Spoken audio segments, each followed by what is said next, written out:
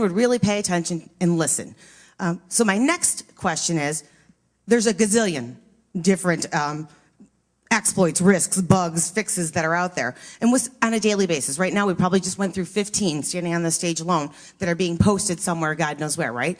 How do you filter through that? Which one do you pick first? And is there a trusted entity by which, if you're on the receiving end of a disclosure, let's say you're at Microsoft and someone submits an exploit or a bug or an issue that they found, which one do you go to first? Because I'm sure you get, how many a day would Microsoft get exploits or disclosures posted? Probably 50, 60 from anybody. No? Emails? Vulnerability reports? Someone reports to you, XYZ is identified in IE, XYZ is identified in Windows 8. Which one do you pick first? Well, who does what? So this is a direct question for me. It is. So thanks.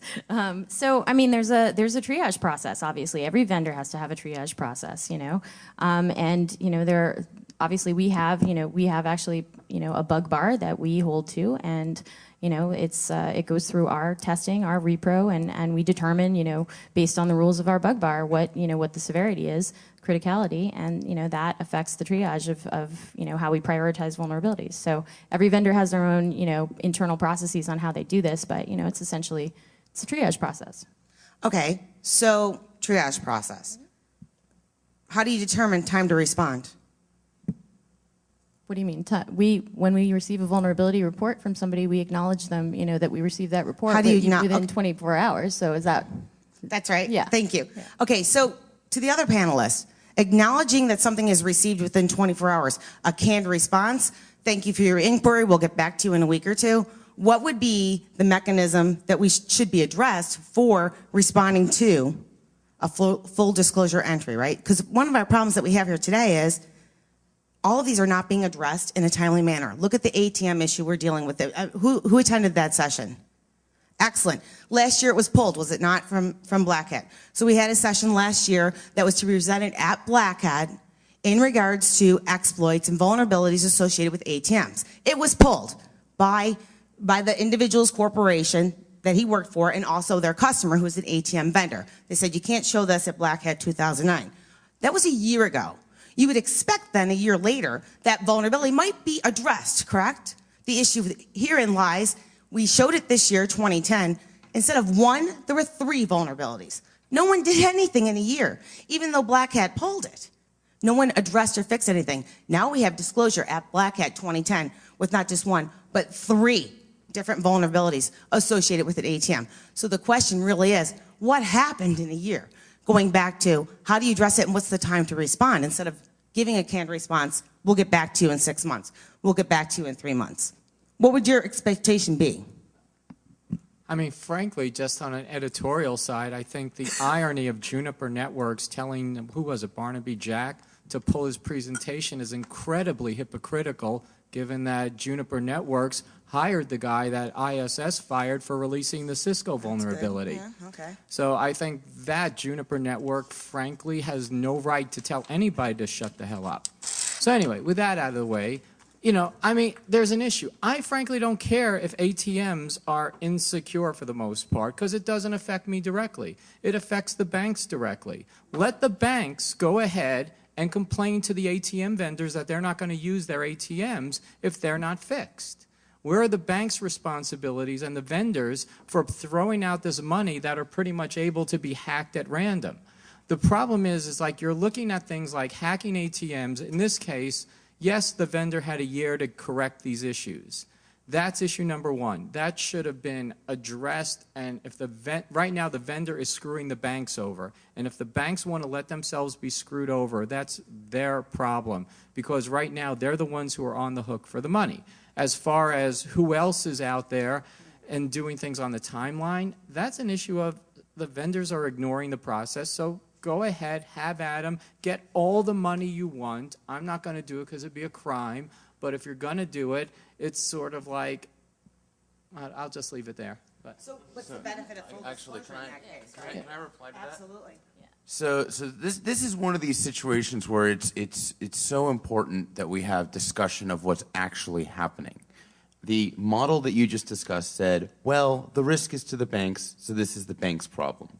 But actually we have this problem that there are, I don't know, hundreds of thousands, maybe millions of ATMs by Triton with default passwords, and by which it means you walk up to an ATM, you hit a few keys, and the receipt printer just starts printing out people's credit card numbers.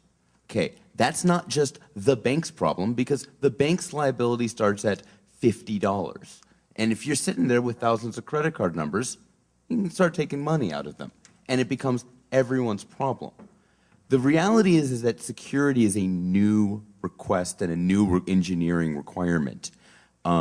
Desktop computers were the first things that really got on board with remediating errors. You know, if you start a new engineering requirement in 2001, 2002, you know, you've got this huge legacy issue to deal with. Desktops came first, but man, there's industry after industry that are having to come to terms with what we now consider normal. ATMs are in, but yeah, routers were 2005, and you know, printers never actually got remediated. And even outside of IT, we're seeing stuff with medical devices and so on. You know, it's just a drumbeat over and over and over again. We can't expect everything to run on the schedule that we've evolved to at great expense with desktop computing, but does everything need to get better? Yeah. I'll respond quickly. I was wrong. Because, again, my threat model was not there where he did, because I didn't realize those were the implications of the drive-by. Because in that case, frankly, I would damn well love to see, oh, I hate class action lawyers. They are really the scum of the earth. But generally, I would love to see a class action lawsuit against both the banks who continue to use it for not forcing the people to do it right, as well as the people who are putting out that equipment. Because if they're keeping the vulnerabilities out there knowingly, and people are buying these things knowingly, and you can't tell me a bank should not have some concept of security, because that's why I said they should have the liability, because they're knowingly allowing these things to be purchased. Well, I don't want people's data to be stolen, but frankly, at this point, the banks are just as responsible as the firm for continuing to use faulty products. We have a question in the audience. So, Brian Jack last year had anonymously published all this stuff a day later somehow, and had been out there. Does that make a difference? If Barnaby Jack did that without... Here.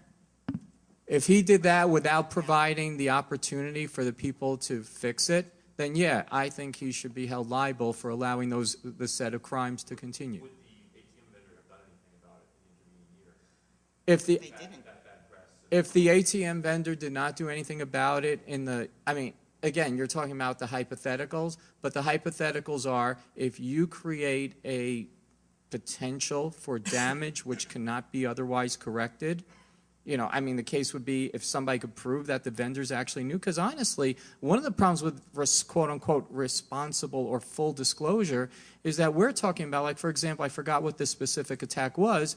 There was just a vulnerability announced with Microsoft's products that's been in the product for more, like the actual software where there's a vulnerability was vulnerable for more than a decade, and it was vulnerable, but nobody knew the vulnerability was there. So without knowing that there was a potential to exploit it, we really didn't have a right to complain that Microsoft should have fixed something that wasn't there. Same thing with the ATM vendor. If the ATM vendor did not know that it was there and they were given the opportunity to fix it, that would be great. If they weren't given the opportunity to fix it, unfortunately, the fact is that all those terrible things that would have happened, according to him, would have just as easily come true, but there was no chance for anybody to proactively protect themselves. Just real quick on that, I'm sorry, Dan. Just real quickly, in looking at the report, because I actually did the research on 2008, 2009, and 2010 Black Hat briefings, vulnerabilities released over the last 3 years. Nicole Tatro and I did it. And one of the things I looked at, and that's why I'm explicitly bringing up the ATM issue, is responsible disclosure. And there was responsible disclosure given in this case 6 months prior to the subject presentation in 2009. Now we're talking 18 months worth of responsible disclosure. So yes, in this case, I can tell you there was responsible disclosure. Dan, oh no, go ahead, you have another question. That's right, this is more what I was trying to get to. Should we have the mic taken down to the audience? Do you want me to do that? Oh, all right. Thank you. Sure. Is this on? So there was a private disclosure to the vendor, right? And there was some period of time, and then the talk got called. The vendor's done. I think they've done nothing in 18 months now. Okay. And there's 2 more. Okay. So the question being, the private disclosure does not seem to have motivated the vendor in this case. The details being public, does that provide motivation? And that's the question I'd like to No, bring up. frankly, I'll go out. I mean, I will go further and say if what is described is the case, I am fully for somebody shutting their ass down. I mean, and frankly, if they had 6 months of notice and not put it out there, given the potential damage that they would have allowed to theoretically occur, they should be shut down by people. Because if the SEC, well, who SEC? Well, you got to Or prove the- FFIEC. FFIEC. But I mean, We're not getting into regs. yeah, Laura. but anyway. Okay. They should shut them down. Okay. The ultimate customer of a disclosure is not the vendor. The ultimate customer is the user. It's the person whose money's at stake. It's the person whose data at stake. Now, if someone ends up just dropping the information on the public, just on day one, what's the public response? What should it really be? Well, man, someone ought to fix this. And who's the most qualified group to fix a problem in software? The people who actually wrote the software in the first place. So that's why there's value in talking with the vendor, because they're in the best position to do something about it. Now, just because they're in the best position doesn't mean they will or doesn't mean they won't. They might. The goal of responsible disclosure has always been to get the right people on the case. But if they're not on the case, then it has to go to the users and the public that has their data at risk and their funds at risk. You know, in light of realizing what's going on with ATMs, what's going on with default passwords, what's going on with remote vulnerabilities, I got to tell you, I feel like I don't want to stop at a convenience store ATM anymore. I want to go to an actual bank storefront. It's an inconvenience to me, but this is an ability for me to manage my risk. And that's a freedom, and that's a decision that I am being allowed to make only because I have the data. Would I want this data if it hadn't actually had some delay, to have there be an opportunity for the problem to be fixed? The best case scenario is every ATM in the world is fixed. If I can't have the best case scenario, well, at least I need to know the data to mitigate what is my money and my data at risk, not theirs. So that's a good point, but remember what we do for a living? So we have the brain matter to understand, and I don't do things online very much either when it comes to paying. I go to the bank myself too. I still write it out. So I'm with you on that one, Dan. But the general public doesn't understand it. How many of you have gotten that letter already from, Johnny Smith's bank saying your information could have been breached? Well, what good is that? Tell me when it is. And that's the problem we have.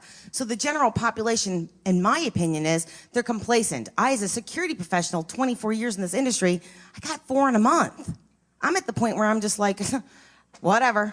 Tell me when it is breached. So the reality is we understand that, but my mother doesn't know that. And she understands the convenience of going to the bank to pull the money out. So it's a little bit different when we're talking about the common public with the ATM issue, where we know we can address it from doing it in a different way.